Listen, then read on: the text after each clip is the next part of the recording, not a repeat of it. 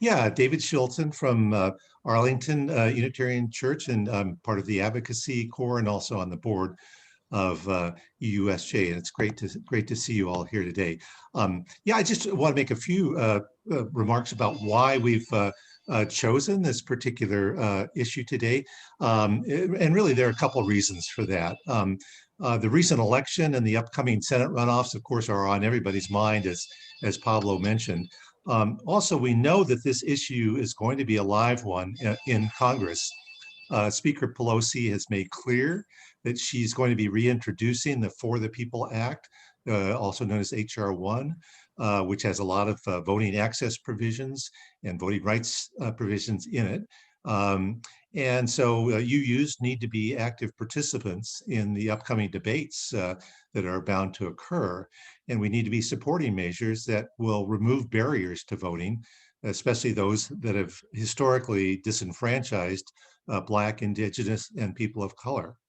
And while participation in the November elections was very high by US standards, as Pablo mentioned, I think 67% of eligible voting population voted.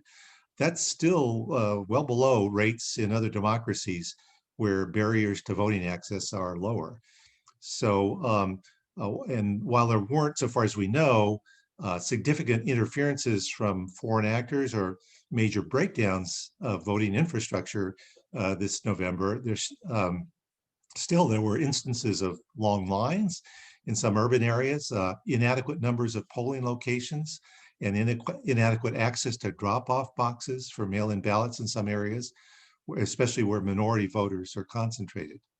So as UUs who believe strongly in the democratic process, as is made clear in our fifth principle, we need to try to make wider access to voting once again into a nonpartisan moral imperative for our country, rather than just a game to help one party or the other. So that's why we're doing this. And Donna, I know, has some details on the voting access matter, so I'll turn this over to her.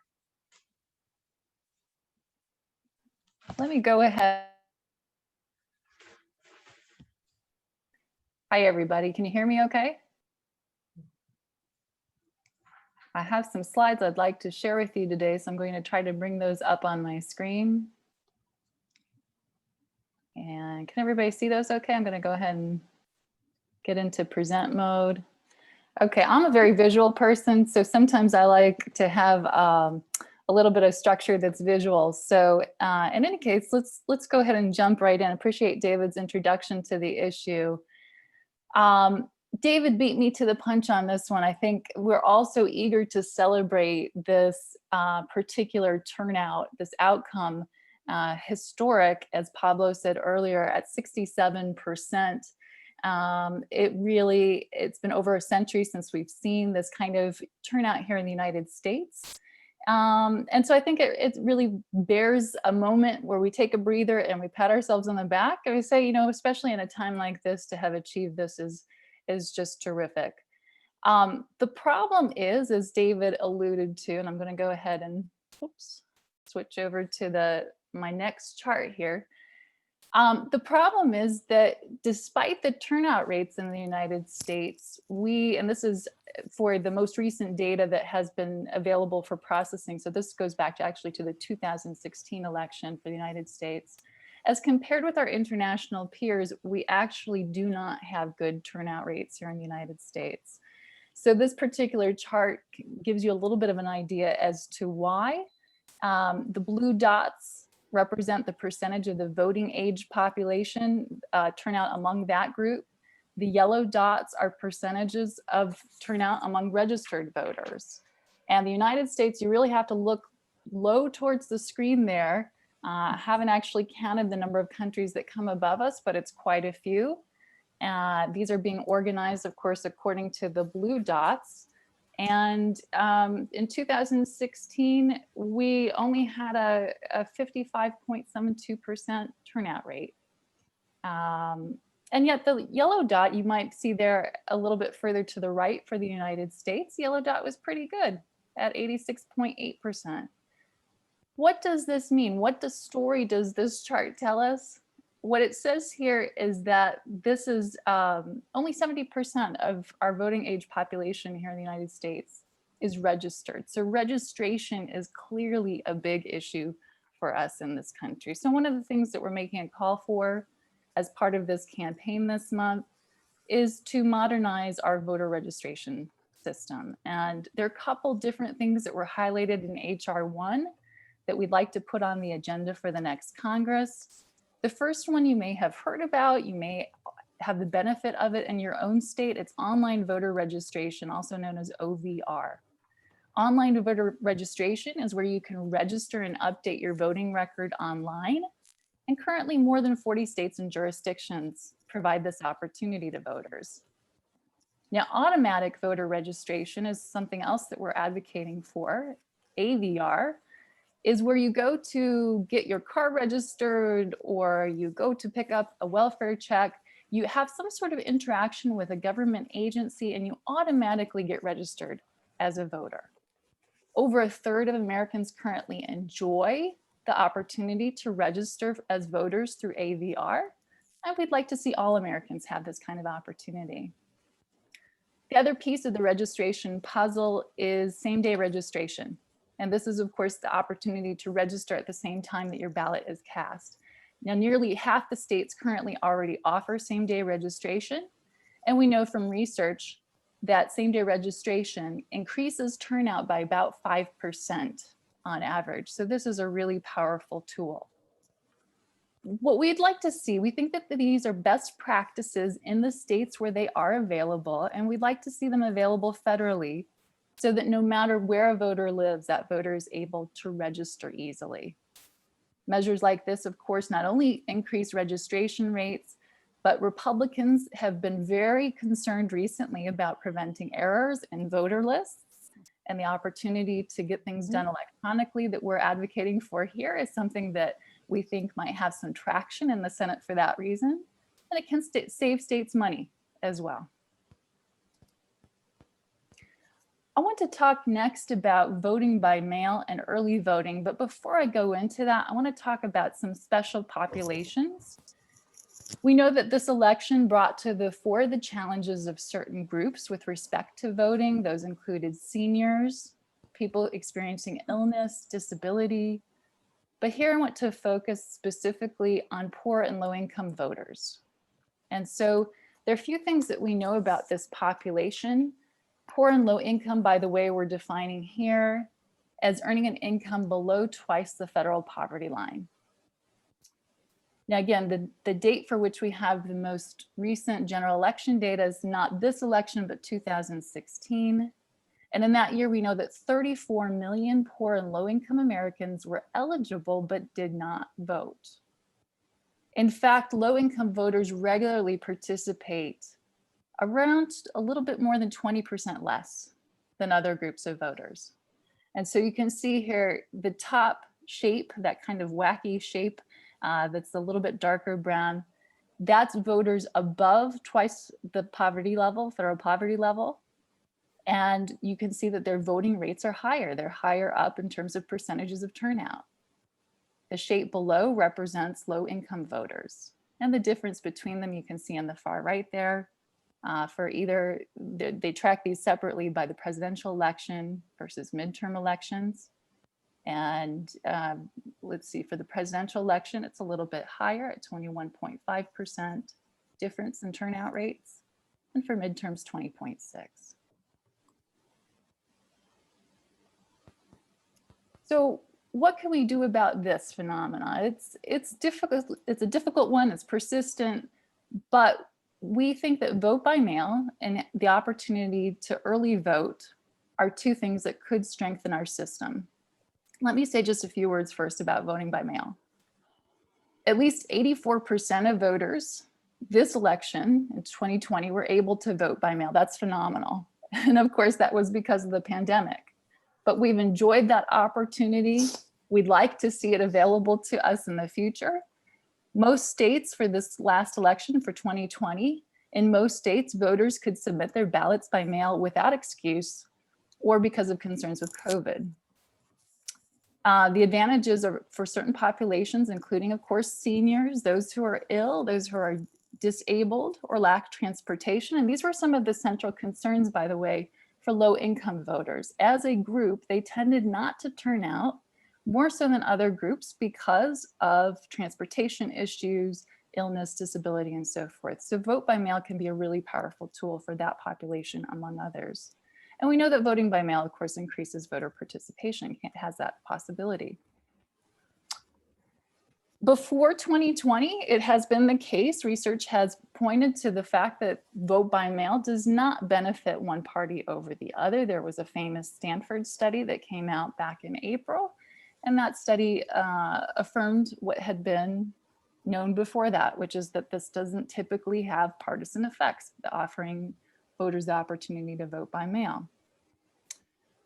Vote by mail, as you know, is part of a controversy right now. We're seeing a lot of challenges with respect to the issue of fraud in vote by mail. But let me reassure you, and let me do so by returning to a fact that can be found through the Conservative Heritage Foundation. In the last 20 years, not including this year, again, it's too soon, we don't have the data yet processed, but in the last 20 years, excluding this election, there were 143 convictions for mail-in voter fraud, which may sound like quite a bit, 143, but that was out of 250 mail-in ballots cast. 143 convictions out of 250 million ballots. It's an infinitesimal rate of voter fraud for mail-in ballots. So this is a system that works. We've used it for years. It comes out of our military, in fact. The military was the first to use absentee voting in this country back, I believe, right around the time of the Civil War. Early voting. For some voters, the opportunity to vote in person is significant and it's a better option for them. But as we know, getting to the polls can be difficult and the wait at the polls can be long, as David alluded to earlier, making voting difficult on election day in particular.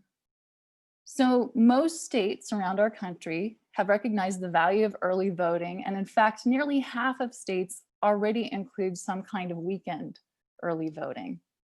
Early voting, I've taken advantage of it in North Carolina, and I can attest, as perhaps you can too, in a typical year, that it's convenient and it can improve voters' confidence in the vote that they cast, as well as the quality of election administration. Okay, so let me explain just a little bit. I'm shifting gears at this point. Our focus for the month is electoral access, and this oftentimes is a topic that special populations that we have to focus on particular populations. So I want to spend just a little bit of time talking about a particular population, which is the former felon population. I'm shifting gears to that group. Former felons, also sometimes referred to as returning citizens. I wanted to share this map with you from the ACLU. It's been updated quite recently because there have been some changes even with this last election. And I'm just going to take you through what we see going on here. This map has to do with voting rights, current voting rights for those with felony convictions in the various states. The red states are the most restrictive as far as former felon or current felon voting rights. And so the red states permanently disenfranchise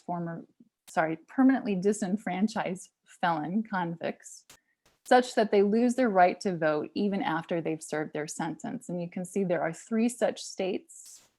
Virginia is 1, Tennessee, and Iowa. Okay. The orange states, and there are quite a few orange states, are those in which felons can vote once they have completed their sentence.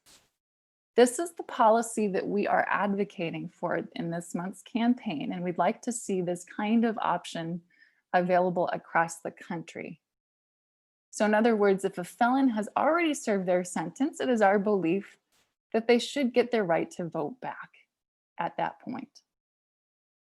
There's been a trend in recent years toward felon reenfranchisement. And I could say much more about this map, but I'll leave it for question and answer just in case there are any questions or further interest in this map. I'm not going to go into further detail with respect to it. But I will say there has been a trend towards felon reenfranchisement. Since 2016, 5 states have restored voting rights for non-incarcerated populations, and several other states have reduced waiting periods and procedural obstacles with respect to restoration of rights. So how many people are we talking about here in the United States? We have an unusually high conviction rate in the United States. You're probably aware of our mass incarceration system, and high conviction rates mean that over 2.2 million individuals across the country are denied the right to vote despite having served their time. 2.2 million. That's from the Sentencing Project.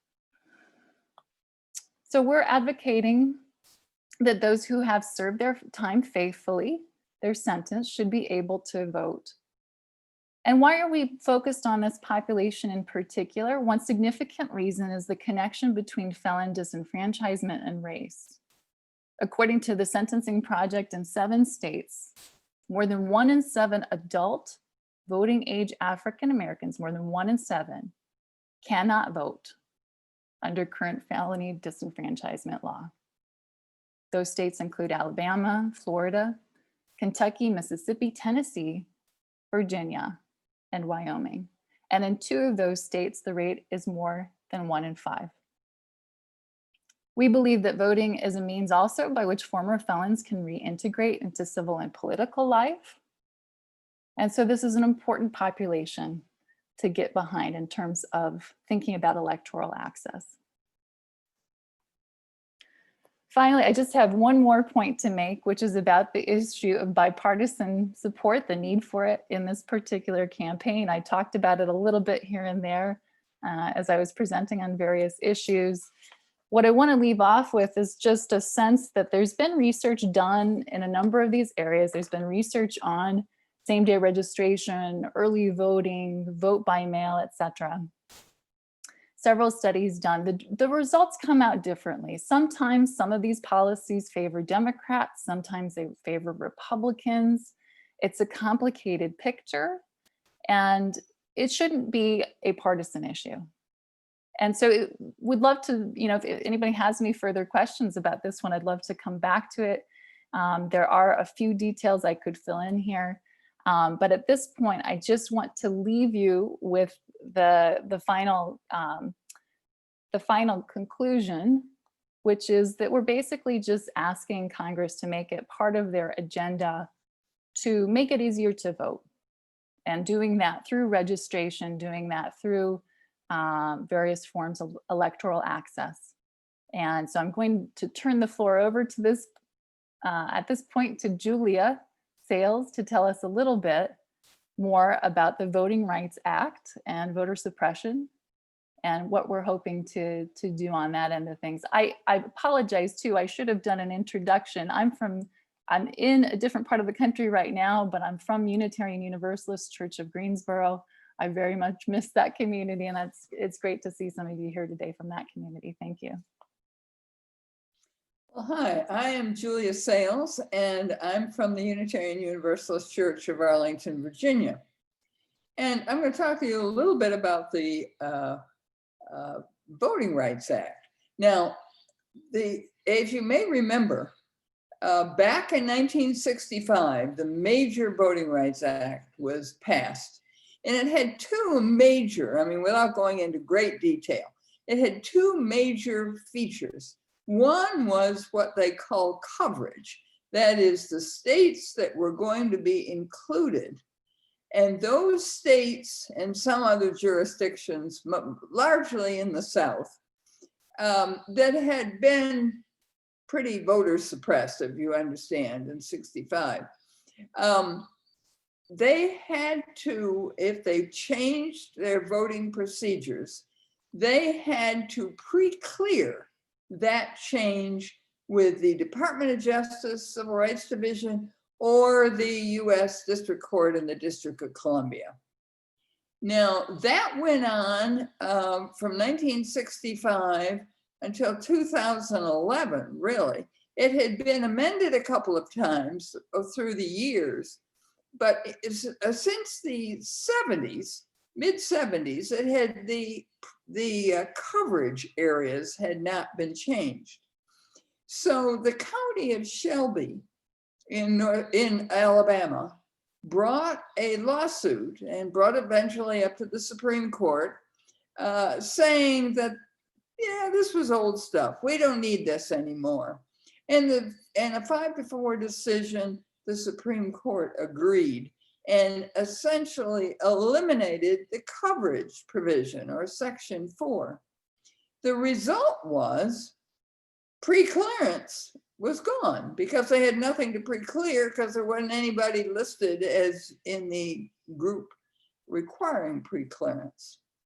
So the new legislation, HR, what we call HR 4, was passed, it was introduced by Terry Sewell, Congresswoman, lawyer from Alabama, from the 7th District of Alabama. She's an African-American woman. And she introduced it. It was originally called the Voting Rights Advancement Act of 2019. And that was to redo and modernize the coverage provisions and retain or put back, make effective the pre-clearance process. That passed the House and eventually was reintroduced in the Senate by Patrick Leahy.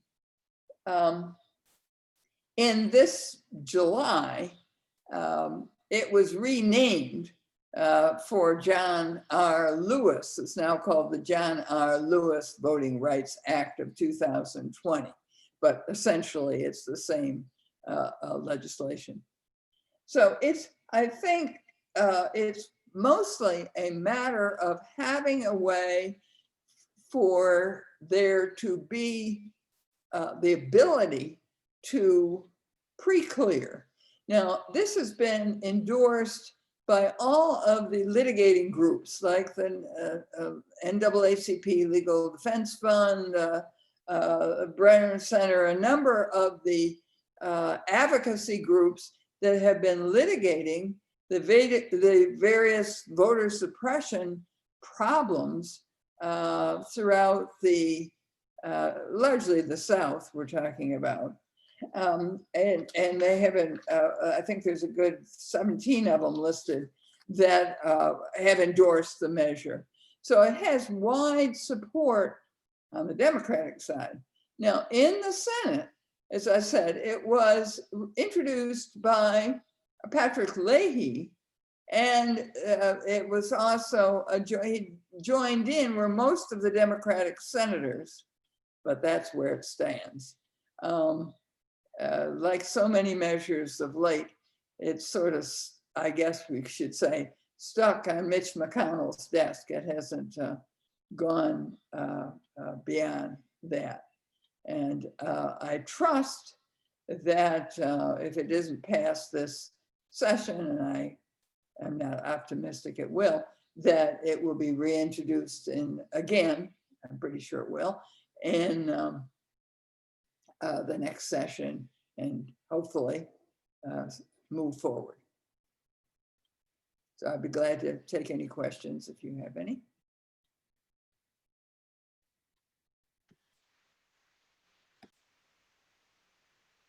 Well, I just want to make sure that, Fred, did you have anything that you wanted to add at this juncture before we move into more give and take questions that people might have? No, just that if people are interested in participating with the Defending Our Democracy group, they should contact me directly, and I put my email address on the chat. Great, and I put the handout and the online platform in the chat. I guess I would like to share that in general, obviously we all know that President Biden will have on his plate front and center the issue of the pandemic and the response to the pandemic and getting our country, our society back to operational. It will fall to groups like ours to make sure that as we're moving in the direction of operational, we're also trying to learn lessons from the pandemic and the last year to make our society more compassionate and faithful to, in our case, UU principles of democratic process. And I think it's really important that folks understand that we basically have 2 years to try and make some serious progress on this. You know, it's usually the first 2 years of a presidential administration we see the most progress on the big ticket items. And my understanding from reading through materials is that historically, the voter access issues are progressed during the first year or so. You know, that people, once you get to about within 1 year of an election, of you know, the midterms, elected officials sort of stop wanting to talk about democratic process. So this year, 2021, is really key for getting folks to talk and think about structural change and where the commonality exists. And for us as an organization that's grounded in our faith, it's important to make sure they understand we don't view this as a partisan issue. We view this as a value. Part of being American is to uphold and embrace and cherish our democratic process. And that means improving access and making registration easy. And that really isn't about gerrymandering or you know, partisan politics.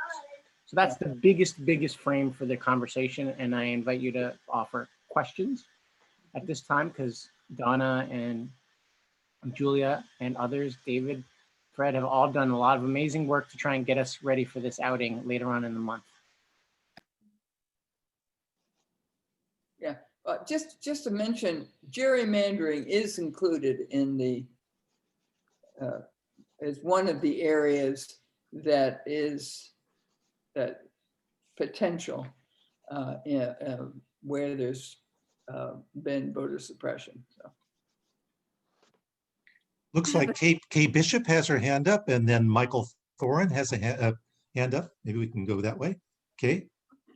I would like to clarify my impression of things that have happened about voting rights, because sometimes when things are far apart in time, I may notice it, but I don't always make the connections right. I know that the original Voting Rights Act was a result of the demonstrations and the protests in the 60s. And as you said, that continued up until 2011, I think. Yeah. That pre-clearances. And that was imposed on those states because those places were known to have made it difficult. Yep. For voters of color. Okay, then they came up with the argument that, well, we're not doing that anymore, so you don't need to police us. And I believe that I heard that as soon as that was released, new and innovative and better and shinier forms of voter suppression were unveiled. That's right. So that will be part of what we need to bring forward. We're not arguing about what happened in the 60s and the 80s and the 90s. We're talking about what happened in the 2000 teens, in a way, right? Yeah. Okay.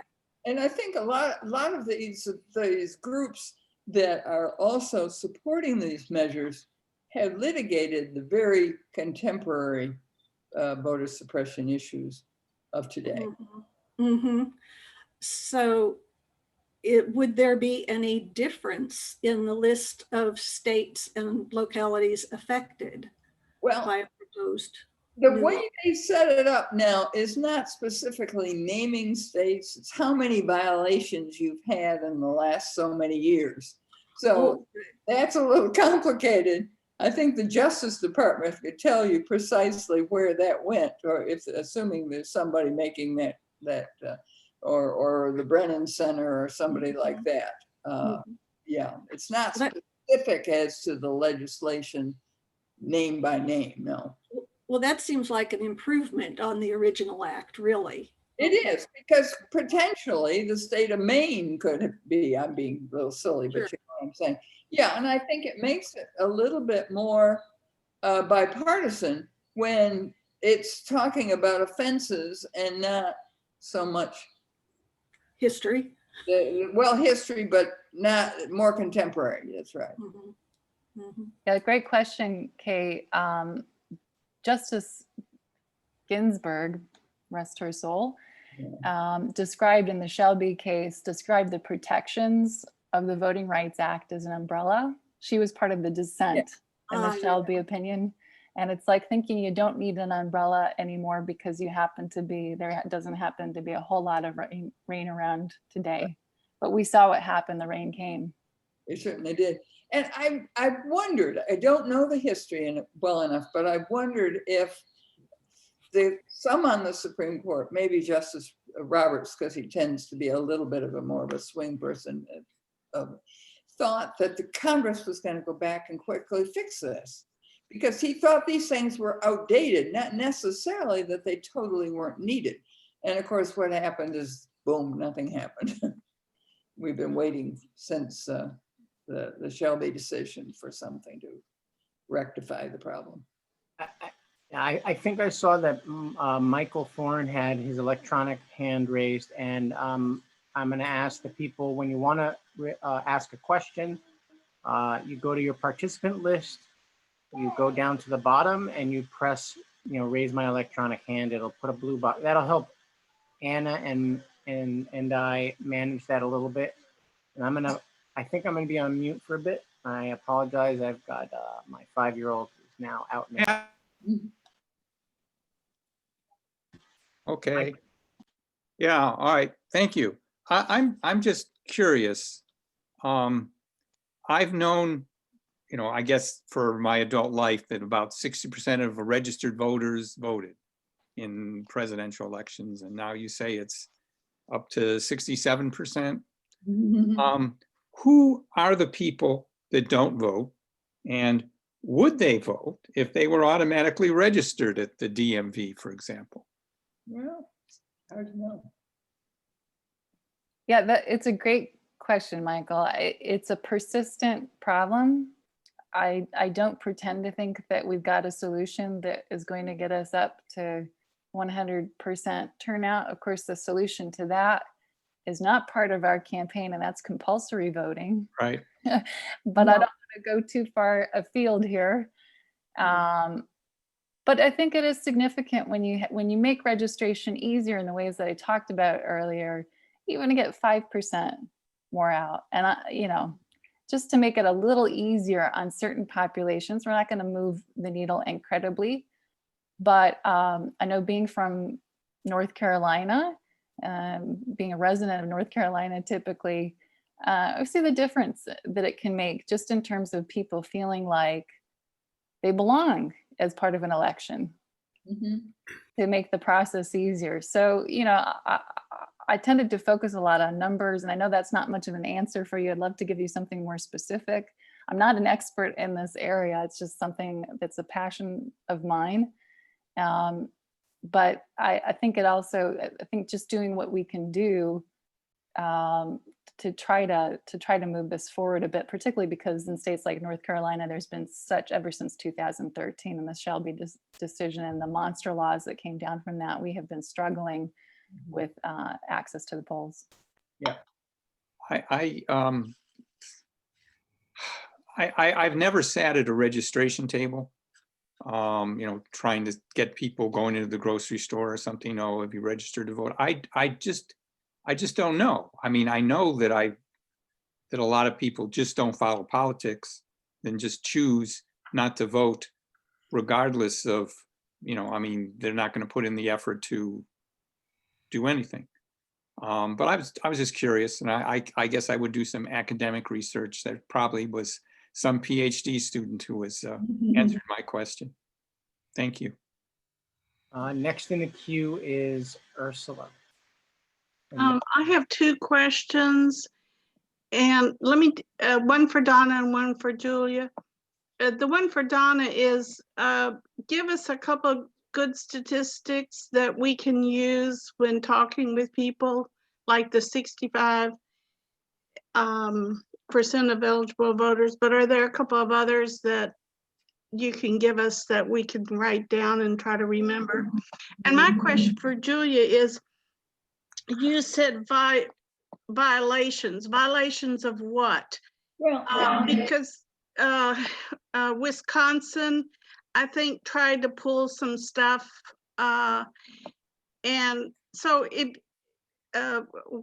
well, that's a very good question, and a lot of it is very subtle, because it's something as someone mentioned earlier. You know, just doing things like closing down the number of voting places, or making or moving a voting place to where there's no public transportation when there previously had been.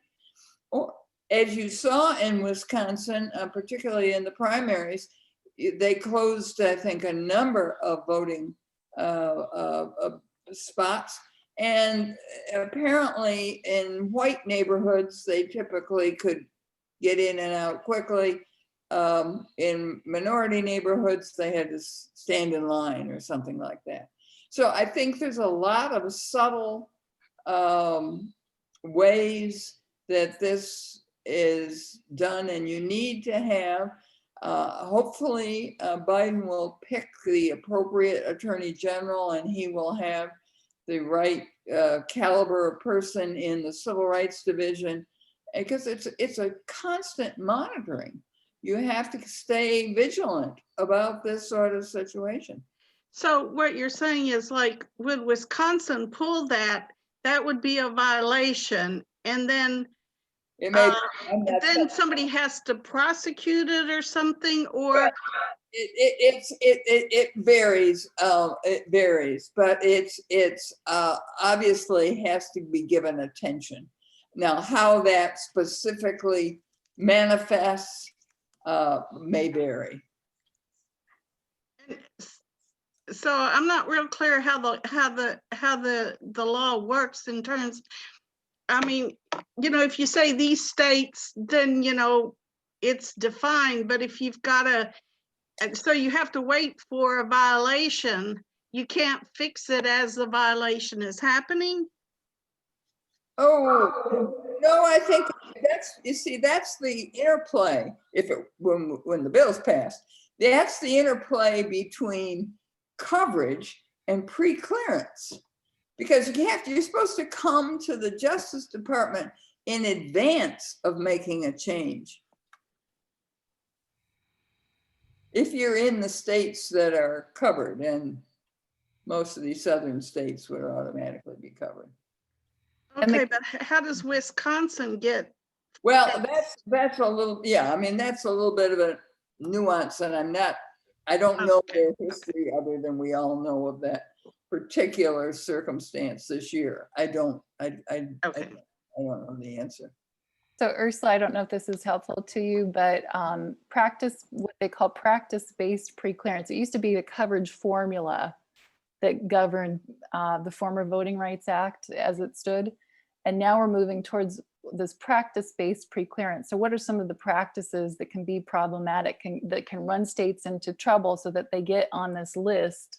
Mm-hmm. That means that they have to turn to the Justice Department to pre-clear their voting practices. Right. It's a convoluted list, but it does include, as Julia said earlier, it includes redistricting where there's problematic gerrymandering going on. Mm-hmm. If there have been changes made to documentation, qualifications. Mm-hmm. Made it more voters. difficult to register, made it more difficult to vote by mail. Right. Reducing, consolidating, or relocating voting locations or opportunities. Even drop boxes. Mhm. Yeah. So these are the kinds of things that if a state, or I believe even at the county level, if a jurisdiction Yes, it can. begins to run afoul of some of these in terms of their practices, then they'll be put on the list. And from that moment forward, they would have to go to the Justice Department. Yes. Okay, so like if they start pulling drop boxes, then they get on the list because like before they had 100, this time they have 50. Then they get on the list and then they have to pre-clear any, okay. Eventually. Okay. Yeah. Next, Well, I had a question for Donna. Any statistics Yeah. to take away? I like that 67% of registered voters voted. And what's another good statistic to keep in your head? Well, in the 67%, remember, that's the celebration statistic, even though that seems still pretty low. That's something to celebrate because that's pretty high turnout as the US goes. The problem there is that only 70% of our eligible voting population is actually registered. Okay. And we're on that chart that listed the countries. We were about how many down, or how many had better voting? Do you remember exactly? We were way down there. I haven't done the count myself, but I'd be happy to share the slides with you. I'll put them in the chat box so that you have access to them. Okay. Yeah, I was just trying to get, and so I can write down statistics so that, you know, it's just good to have it in your head if you need it. Okay. I think next in the queue we have Bob and then John. Question for Donna having to do with former felons' rights to vote.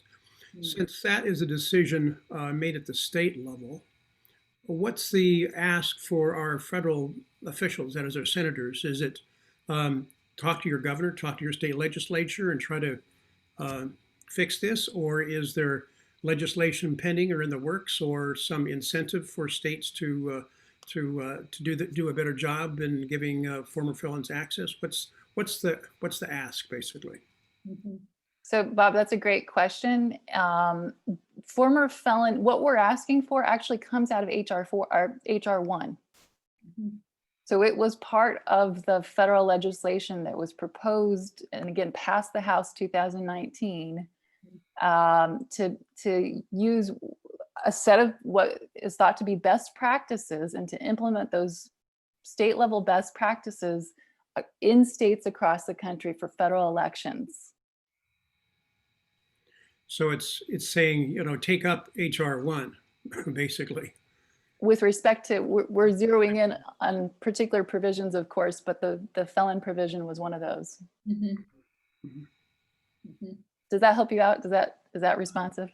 Yeah, I mean, it's truly a long shot with HR1 with certain senators in particular, but thinking that for those of us who live in Virginia, we should have a good ask, very specific ask, because I'm sure they're much more amenable than maybe some other senators in other states. But we just need to be clear on what we're really asking for.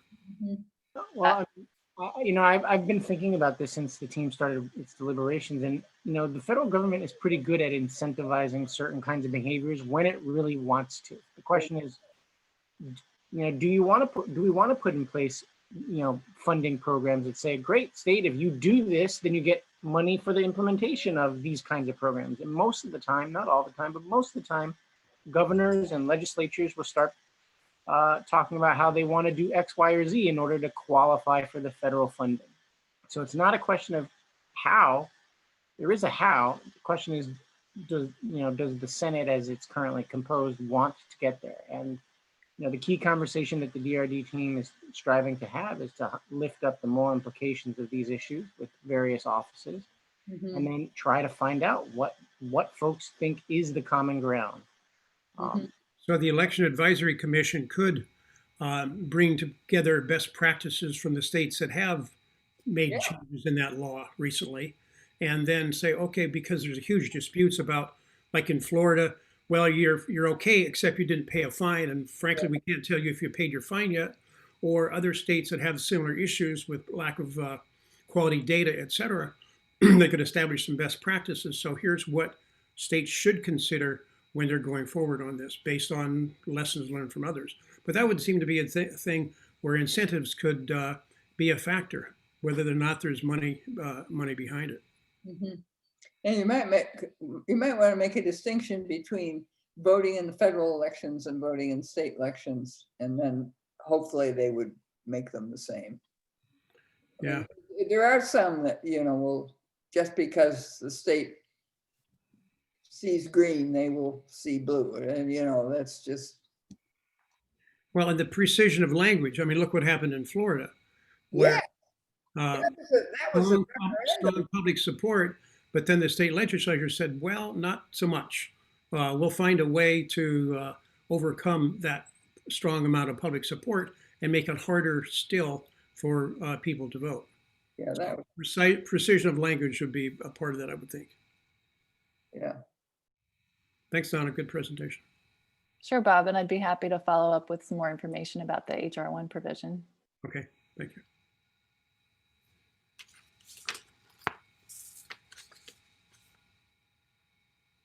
Next in the queue, we have John Peterson, and then perhaps Jane has a question from the chat that she'll share with the group.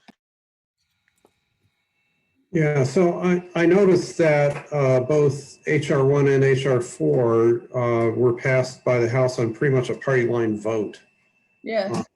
Very few Republicans voted for the bill. And I'm wondering how that affects strategy. Is there a bipartisan version of the bill, or, how do we get this thing passed given the opposition on the Republican side?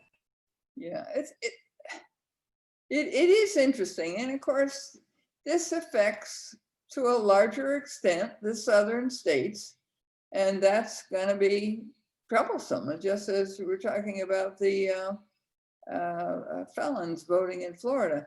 I know it's hard to imagine how you could mush it around and get the kind of necessary fix that we think is necessary. And it's not a wishy, not very, it doesn't lend itself to that sort of thing. Unless somebody's got some other ideas. Well, I mean, I think I sort of circle back to my comment on this.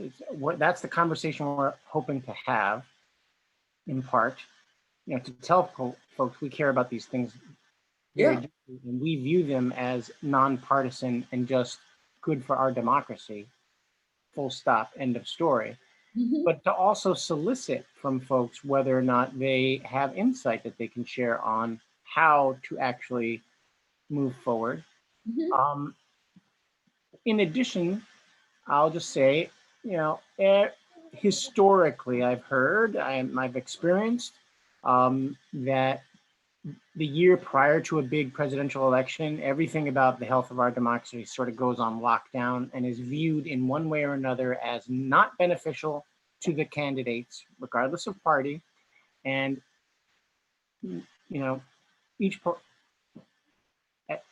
historically, there's a finger shaking that it's really a partisan issue.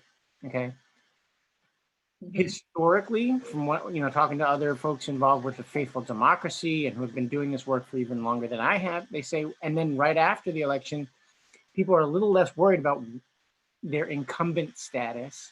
They've been reelected for the most part, in many cases, or they're newly arriving, Mm-hmm. and they feel a mandate at their back. And there is usually some space to talk about these health of our democracy, but it's a narrow window. Yeah. And so that becomes the space to really push the conversation forward to the extent possible. And, we're going to try and find out what the answer to that question is. Mm-hmm. But for us as a faith-based organization and with a commitment to our UU principles, we want them to understand our position and our principles, regardless of what they're thinking about the political landscape. So I don't want to concede the political landscape to them before we've talked to them, is fundamentally what I want to say, and as an answer to this question of, is it valuable to have this engagement? Absolutely. Now is the time to try and make the biggest leap forward that we can manage. I see Kay's hand up electronically. Yes, electronically. It would take some thinking to figure out how to bring this up in a conversation. But if it came up, or somebody brighter than me, more savvy about talking politics persuasively, it might be worth noting that when we had this unusually large turnout this year, the Republicans did not get their president reelected, but down ballot, they did quite well. Yes. Enough that some of us Democrats were pretty disappointed. So it's not, that's a bit of evidence of it being nonpartisan, getting more people to vote. Yeah, I strongly agree. I thought it humorous that in this crazy election season, that so many of these folks are going after and saying the things are rigged and stuff, and yet they got elected in the same rigged election. I mean, many of them got reelected themselves. Yeah, so yes. I also want to be careful here. I mean, it's 4 o'clock. UUSJ strives to engage and represent UUs across the country, and there are UUs who are libertarian. There are UUs that are Republican. The relationship to some of the elements of the Democratic platform, or any of the party's platforms, changes on a region by region basis. So we should not assume that just because we're UUs, we are all approaching these issues the same way. Yeah. I think we can agree that the health of our democracy is important, and improving access and making registration easier is something we should all be able to agree to. And eliminate voter suppression. That it did not have a partisan effect in a sense. Yeah, and I want to flag, I don't have the numbers right in front of me, but I heard on a recent news conversation with some political reporters that, one of the stories that hasn't really been lifted up during the election cycle is that, yes, there was a lot of stuff that was going on with the post office, but what reporters are just beginning to dig into is, to the extent that there was dysfunction in the postal service during this election year, it seems that an awful lot of that occurred in communities of color. So that it's like another layer of the structural disenfranchisement that we as an organization are concerned about. Yes, voting by mail is important. We want to see that happen. We want to ensure that those tools are available to every voter. And it's a problem if where the post office is failing to do its basic work seems to be like, specific communities might have been targeted for that failure to deliver basic mail. So there's a lot of stuff embedded in this. We are at 4:02, and I promised folks in general that this would be an hour-long briefing, but it's a wonderful topic. I want to make sure that we have a last chance for one question or two, really just short ones, and then I promise to linger and answer your more technical questions about how you can get involved. It's sort of like free. We can, opine for a little bit, but I don't want folks to feel like they have to stay on the call since we promised to be done by close to 4. Last question, last chance. Raise your electronic hand so I can see you.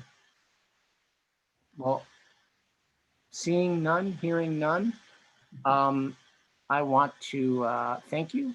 I'll hang on and linger, as I said, but if you like these briefings, if you like what we're doing, please come and celebrate our 20-year history on the 12th. We want to get as many UUs together and celebrating the wonderful efforts that we've been putting forth. And we want to try and get everybody thinking about what it takes to build a UU movement for federal advocacy. I like to, Lavona Grow likes to remind folks that the Quakers are a smaller denomination than we are, and they have bigger organizations doing this work attached to, you know, federal policy and engaging, you know, the federal bureaucracy on the issues. So we are small, we are mighty, and the UU the Vote project proves that we can really move things and shake things up if we want to. So we invite you to join us in wanting to engage the federal government and policy forum and make changes for social justice and disrupt those interlocking systems of injustice, as Barbara likes to point out. Thanks so much, folks. Thank you. Make Thank you. it.